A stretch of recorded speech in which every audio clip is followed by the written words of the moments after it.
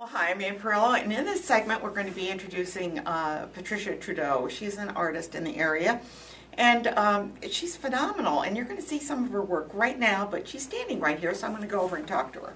Hi, Patricia, how are you? Hello, how are you? Good. I love your work. It's Thank you. wonderful. Tell me what the inspiration was behind this, because this is phenomenal. This one right here, well, I grew up in Long Island Sound, and my first language was art, and then English, and then other And that things. came afterwards. You were And, using the crayons before you used your... I did, and always outside the line. lines, all the always. time. And, you know, this is the sea, and it was abstract, and I went through a period of 4 years that's all I did was sea, in different parts of the sea, as you'll see. And we're going to look at some of your other work, But too. different bodies of water, and this was one of the series, and this is called Moonglow. My sister-in-law, Kathy Trudeau, named this, and it's because of the sunshine and this and that.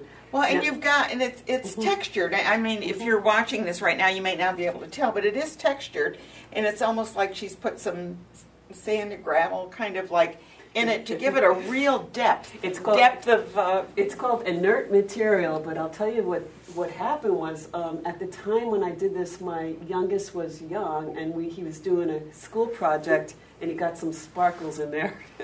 and you said yes! And I said, first I went, oh, then I went, I like that, so I added some more.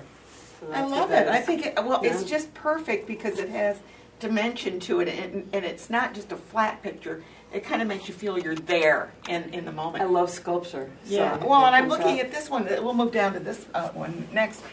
This one has depth as well. You Yeah. seem to have used maybe a palette with a palette knife on there to make that. Actually, this is a piece of wood. Oh, it is? This is a piece of wood. So you didn't do all and that this extra. already was here, and I like Ah. working with the original. You know, it's like a relationship. How did you get a piece of wood that big with texture in it? I'm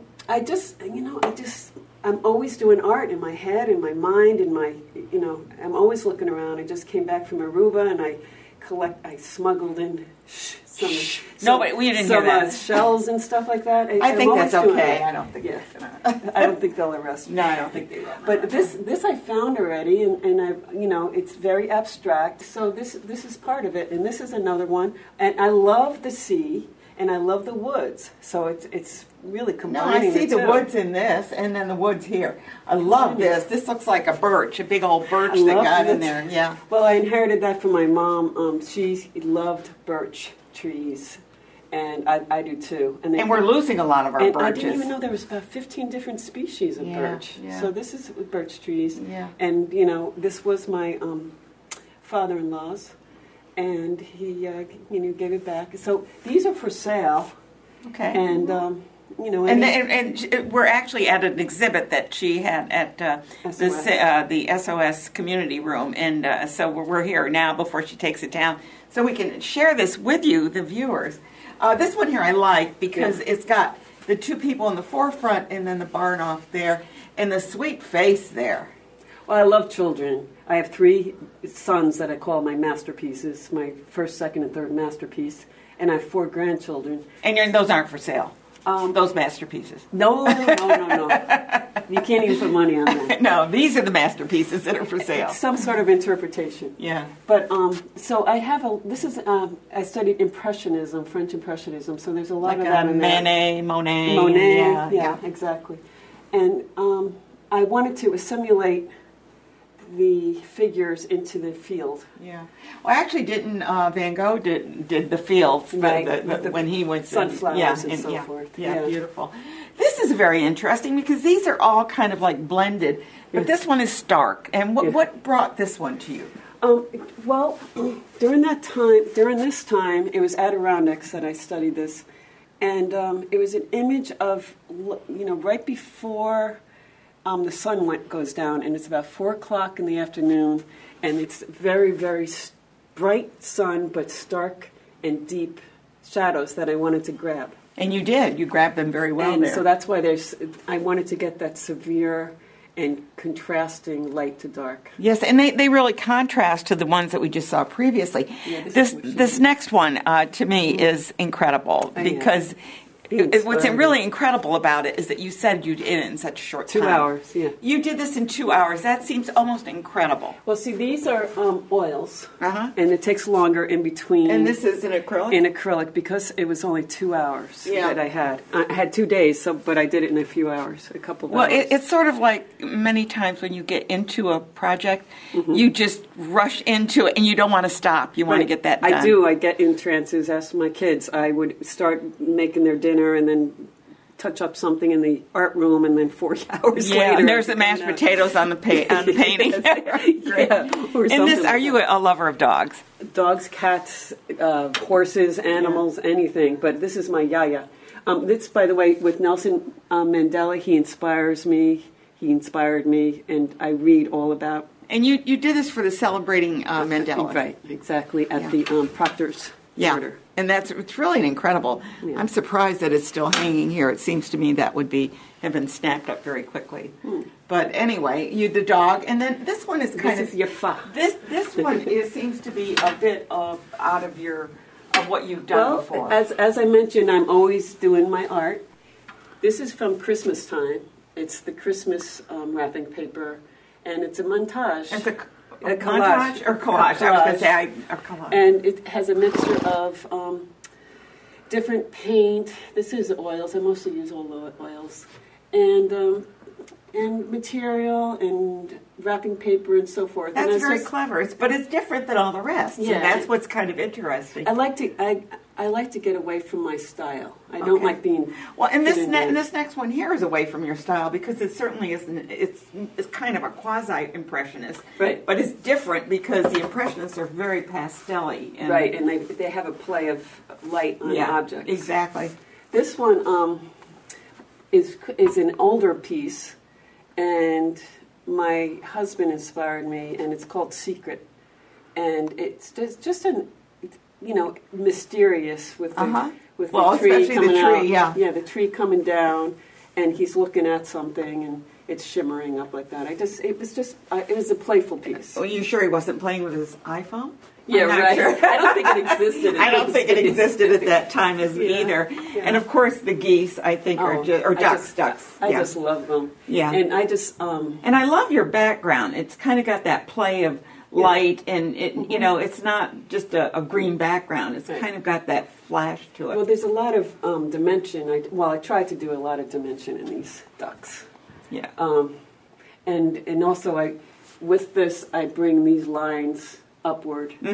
Lifting. It lifts. Right. It lifts. Yeah. It lifts. And then that definitely looks like a bit of an impressionism there. Yeah. My one of my students, Terry Doyle. She was an older student. I had her for about 9 years. We went to Cape Cod together, and these two and Nelson Mandela are acrylic, and the rest are all oil paintings. And which do you find easier to work with? Oils. The acrylic is fast, so I can do it on site with the sketching and the pastels and so forth. I can do that on site. The oils are rich. It's sort of like the combination of, it's like the analogy of silk versus satin. It's different. It's just depth and rich and more beautiful to me. This is more, fast and it dries, and so what happens? And they dry fast, whereas oils you can have a little more play with them. Right. Yeah. Right, and you can change your mind a lot more. Yeah. Where this was on site in Providence, Cape Cod, and it was very, very hot, and it was about 9 o'clock in the morning, and the wind was blowing, and the sand went all over the place. Here again, you're working with the play of chance and time, and so what I did was all the dimension in there and all the texture in there is sand from Cape Cod that I continued using it, and I mixed the sand. I mixed the sand with the paint. Why not? And I used it on there. Yeah, they do that on ceilings and walls. Like, why not on a painting, right? The 3 last ones here. This one is very interesting. Can I ask who's in that picture? Yes, this is these 2 paintings are my deceased parents. Oh, how wonderful! Very. I thought there was a story behind that. I very much love them, and when my father died, it was my first experience with death. I have gone through funerals and so forth, but I have never really lost someone that was part of my soul. So it took me a while to do this, and it's not even that good of a painting, but it was my grieving process. Mm-hmm, mm-hmm. And at the time I first made him, he was part of the military. He was a veteran. I was going to say, yeah, I get that feeling from there. You know, I heard a lot of military songs as he was passing in my head and stuff. But as it took about 4 months, and as it went along, he lost his suit and he lost his glasses, and he became more and more assimilated into the environment, into heaven, if you will. And you know, the eagle is I see a lot of eagles soaring, soaring and free, and, freedom, and stoic, and strong.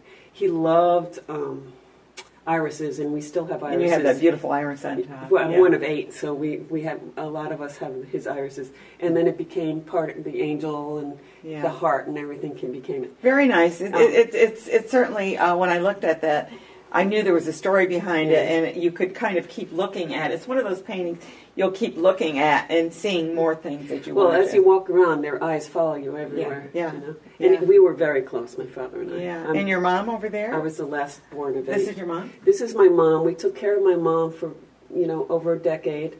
My twin and I. And she just passed recently, like a couple of years ago. Oh, okay.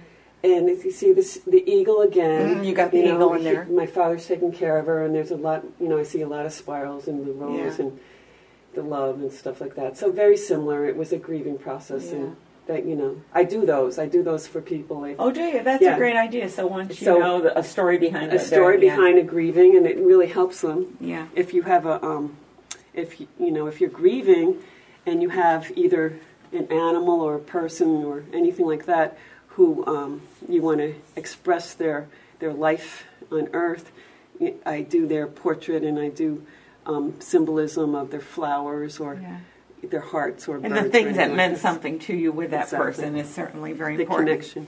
Well, we've been interviewing Patricia Trudeau, as you can see her pictures. Well, the last one there, I didn't know whether we could pick it up because there's glass on it. But maybe you could tell us quickly. It looks like someone sitting. Yeah, it's a screen print. And when I went to College of St. Rose, I finished up my degrees there. I did a lot of screen printing, and that's one of my favorite of those. So you can make a shirt out of it right now. That's right. Yeah, that's right. You can start a whole new business. I did sculptures and stuff. Oh, my goodness. So you're truly an artist. Yeah. Patricia Trudeau, we've been very fortunate to interview her on site to take a look at her paintings and talk to her about them. Usually when we do these in the studio, we don't have the liberty to show all of the paintings and to talk about them. So we hope that you really enjoyed this. And if you want to contact her, how would they contact you? It's riverhouseartstudio@gmail.com, and we're opening up a new studio in Latham in the summer. Oh, cool. And there's a lot of room for new students, but limited space. Limited space. Okay, good. Patricia Trudeau, you've met River her. House Art Studio. You've met her in person, on the show, and we hope that you'll take an opportunity to check out some of her exhibitions. They're wonderful. Thank you.